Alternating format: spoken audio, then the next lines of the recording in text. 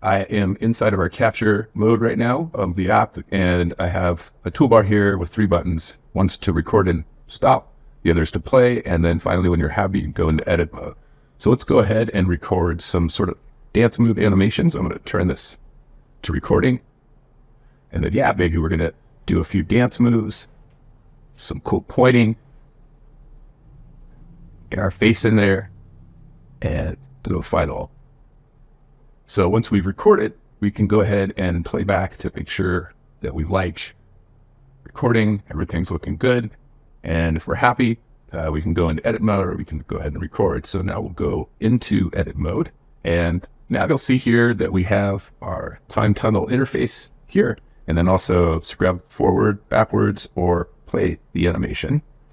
And then we have a slider here to scrub through the timeline, as well as a joint map, which allows us to turn on different joints that we want to pose.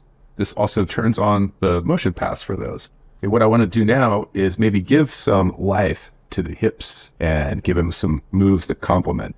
I'm going to go ahead and grab the hip joint and just do some hip moves here, or these different poses to give this avatar a little motion in the hips and legs, like he's dancing.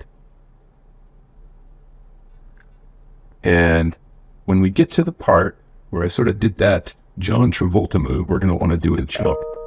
But before we do that, let's just see how this hip movement worked out. So we'll scrub back, go ahead and hit play. You'll notice now we've got a lot more life in our avatars, dance moves here. So we'll get to the part now where we want to create a jump. Maybe.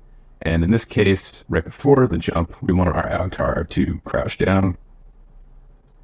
And then we want them to do their jump. So we'll pull this joint up, and then we can also pose the feet here and the legs into sort of a nice jump pose that they're doing. And at this point, I want to go to the end.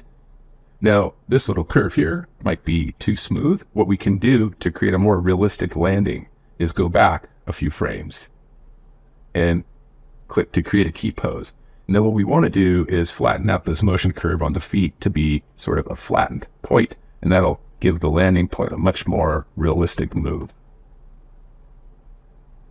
So you can see here now the curve has flattened out a lot better, and we can crouch our avatar. And now let's go back to the beginning of our jump and play that forward. And you can see it's working good, but we basically want to increase the time. So to do this, I'm going to go back to that apex of the avatar's jump, and the poses on either side, I'm going to grab those and make a fist gesture. And if I bring those closer together, you'll see the heads up interface will actually change to show me how much time I'm speeding up. So I'm going to drag this into about 1.6. When I do this, you'll see that the motion curves also change color. If I speed up the animation, they're green. If I slow it down by moving the poses apart, it will turn red. Go ahead and play this back. And now that we've got our jump, we want him to come out into a nice more hip move. We'll do a few more hip moves here. At this next phase, when he does the next pose, maybe we want to have it do a little crouch down. And so now, as you can see, within a few minutes, I was able to capture motion richly from the capture mode, my upper body, my face, and then come into TimeTunnel and make smoother adjustments to quickly kind of produce this nice animation. You'll notice the other characters on either left side. We've also had some fun to create an interface so that you can manipulate those animations as well. Here is the keyboards or even the guitar. So maybe the guitar, we want them to do a little bounce there. And you can see everything coming together up on the stage.